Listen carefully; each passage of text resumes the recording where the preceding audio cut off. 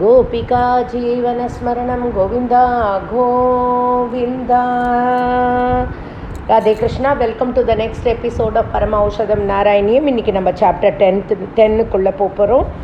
Chapter 10ஓட first shloka. Chapter 10 சிருஷ்டி பேதம், எப்படி சிருஷ்டி ஆரம்பித்தாருங்கிறத பற்றி பார்க்க போகிறோம். ஃபஸ்ட்டு ஸ்லோகா.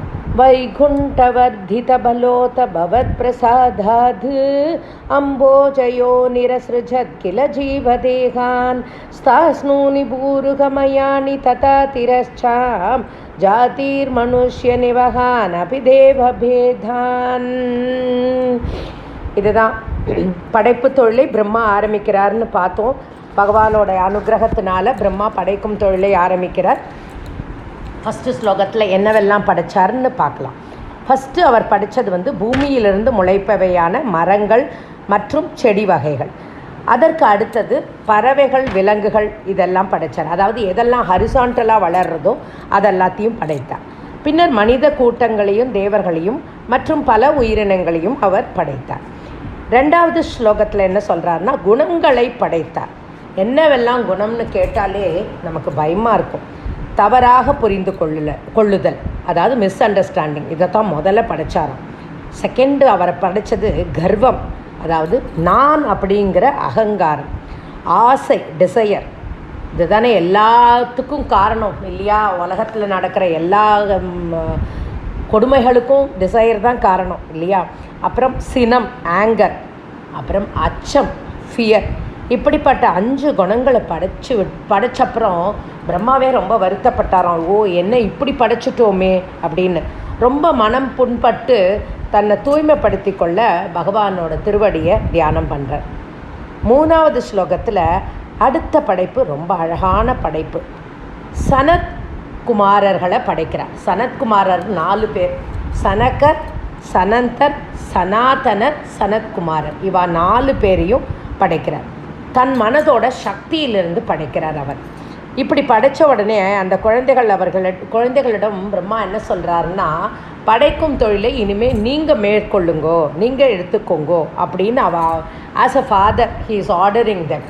பட் அவள் என்ன சொல்கிறா, இல்லை நாங்கள் அதெல்லாம் பண்ண மாட்டோம், நாங்கள் பகவானோட திருவடிகளில் சேவை செய்யவே எங்களுக்கு ஆசை, அதனால் நாங்கள் we are not interested in creation job அப்படின்னு சொன்னவுடன் அம்மாவுக்கு பயங்கர கோபம் வந்துருத்தோம். 2வது ஸ்லோகத்தில் பார்த்தோமே கோபம், அதுவும் அவர் படைச்சது தானே இல்லையா? அதனால தான் அந்த குணம் அவருக்கே வந்தது போல் இருக்கு. 4வது ஸ்லோகத்தில் பார்த்தோன்னா அந்த மாதிரி அந்த கோபம் இருந்தது இல்லையா? அதாவது நம்ம ஒன்று பண்ணிட்டோம், நாம் ஒன்று ஆர்டர் பண்ணோம், யாரோ ஒருத்தர் பண்ணலைன்னா நமக்கு கோபம் வரும் இல்லையா? ஸோ அந்த கோபத்தினால தன்னோட புருவத்தோட மத்தியிலிருந்து பகவானோட அம்சம்தான் மிருடன் அப்படின்னு மிருடன் தோன்றினார். அந்த புருவோ மத்தியே சொல்லுவாள், அதான் புருவத்தோட மத்தியிலிருந்து மிருடன் தோன்றினார். இந்த மிருடன் தோன்றின உடனேயே கேட்குறா, எனக்கு இடம் கொடு, எனக்கு பெயர் கொடு, எனக்கு இடம் கொடு, எனக்கு நான் இருக்கணும்னா எனக்கு அதுக்கு இடம் கொடு அப்படின்னு கேட்கும்போது பிரம்மதேவனே என்று உரத்த குரலில் அவன் கட்டளையிட்டு கூறியதால் அவனை ருத்ரன் என்று பெயர் சூட்டினார் பிரம்மா. அவனுக்கு மிருடனுக்கு ருத்ரன்னு பெயர் கொண்டான். ஏதோ 5வது ஸ்லோகத்தில் பிரம்மா அவன் இடம் கொடு, பெயர் கொடுன்னு கேட்டார் இல்லையா? மிருடன் அவனுக்கு 11 இடங்களையும் 11 பெயர்களையும் ஒவ்வொருவருக்கும் ஒவ்வொரு மனைவியையும் கொடுத்து படைக்கும் தொழிலை செய்யும்படி சொல்லிட்டாரே தவிர அடுத்த ஸ்லோகத்தில் என்ன சொல்கிறார், அப்படி படைக்கப்பட்ட ருத்ரனுடைய படைப்பெல்லாம் ருத்ரன்ற பேருக்கு ஏற்ற மாதிரி ஒரே ருத்ர கூட்டமாக இருந்ததும். பிரம்மா பயந்து போய் ருத்ரனை வேண்டாம் நீ நிறுத்து, உன்னோட படைக்கும் தொழிலை நிறுத்து அப்படின்னு சொல்லி உலக நலனுக்காக நீ தவம் செய்வீர் அப்படின்னு ருத்ரனிடம் கேட்டுக்கொண்டார். அடுத்த ஸ்லோகம், அதாவது 7வது ஸ்லோகத்தில் பிரம்மாவோட அடுத்த படைப்பு. அதில் நிறைய இந்த மகரிஷிகள் எல்லாம் படைத்தார். தன்னோட உடல் பாகத்திலிருந்து மகரிஷிகள் என்னென்ன மகரிஷி? மரீச்சி, அத்ரி, அங்கிரஸ், புலகர், புலஸ்தியர், வசிஷ்டர், பிருகு, தக்ஷன், நாரதர் முதலியோர் தோன்றினர். இவர்கள் எல்லாமே நல்ல பெரிய மகரிஷிகள். இதுதான் அவரோட 7வது ஸ்லோகத்தில் அடுத்த படைப்பு, ருத்ரனுக்கு அடுத்த படைப்பு. 8வது ஸ்லோகத்தில் தர்மதேவனை தோற்றுவித்தார்.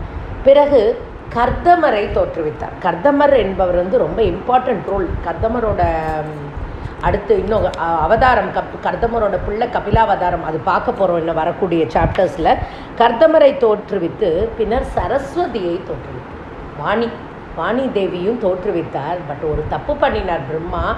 அதாவது தான் தோற்றுவித்த சரஸ்வதி மேலேயே தான் காமவசப்பட்டார். அவளோட அழகில் மயங்கி காமவசப்பட்டார். பின்னர் அவருடைய பிள்ளைகள் இருக்கா இல்லையா, அந்த 4 பேரும் சனகர், சனந்தர், சனாதனர், சனத்குமாரர், இவ 4 பேரும் அவருக்கு அட்வைஸ் பண்ணுறார். அப்புறம் அந்த தமோகுணத்தை விட்டு அடங்கினார். 9வது ஸ்லோகத்தில் அடுத்த படைப்பு. தன்னுடைய 4 முகங்கள், பிரம்மாவுக்கு 4 முகங்கள், வேதங்கள், புராணங்கள், சகல வித்தியைகள் இவை எல்லாத்தையும் படைத்தார். அதை தன் புதல்வர்களிடம் ஒப்படைத்தார். புதல்வர்கள்னால் பிள்ளைகள், சன்ஸ், அவர்களிடம் ஒப்படைத்து அதை நல்ல ஒப்படைத்து விட்டு மேலும் படைப்பு தொழிலை பெருக்க இயலாதவராய், டயர்டாயிட்டார், இன்னும் என்ன பண்ணுறதுன்றது தெரிய இயலாதவரை பகவானோட ஒன்றும் பண்ண முடியல, ஒன்றும் டயர்டாயிட்டானா பகவானோட திருவடி கமலம்தான் சரணம் இல்லையா. ஸோ திருவடி கமலத்தை சரணடைந்தார். 10வது ஸ்லோகத்தில் பிரம்மா அப்படி தவம் பண்ணி சரணடைந்தார் இல்லையா, உபாயத்தை அதாவது என்ன அடுத்ததுன்றதை அறிஞ்சு தன்னுடைய உடலிலிருந்து 2 பாகமாக அந்த உடலை பிரித்து ஸ்வயம்பூம 2ஆய் பிரித்து ஆண் பெண் என்ற தன்மையை கொண்ட மனு சதரூபை இவா 2 பேர் அந்த தன்மையை அடைந்தார். இவ்விருவரும் தான் மனித குலங்களை பெருக்கினார். இந்த மனுவும் சதரூப்பையும் தான் ஃபர்தராக படைக்கும் தொழிலை தே கேரிட் அவுட். ஸோ நம்ம எல்லாருக்கும் அப்பா பிரம்மா, அதுபோல் பிரம்மாலேருந்து வந்த மனு சதரூப்பை தான் நம்ம எல்லாருக்குமே அப்பா அம்மா. அப்பேற்பட்ட குருவாயூரப்பா என் நோயை தீர்த்தருள்வாய் அப்படின்னு வேண்டிண்டு இந்த 10வது சாப்டரை ரொம்ப அழகாக முடிக்கிறார் பட்டத்ரி. கோபிகா ஜீவனஸ்மரணம் கோவிந்தா கோவிந்தா.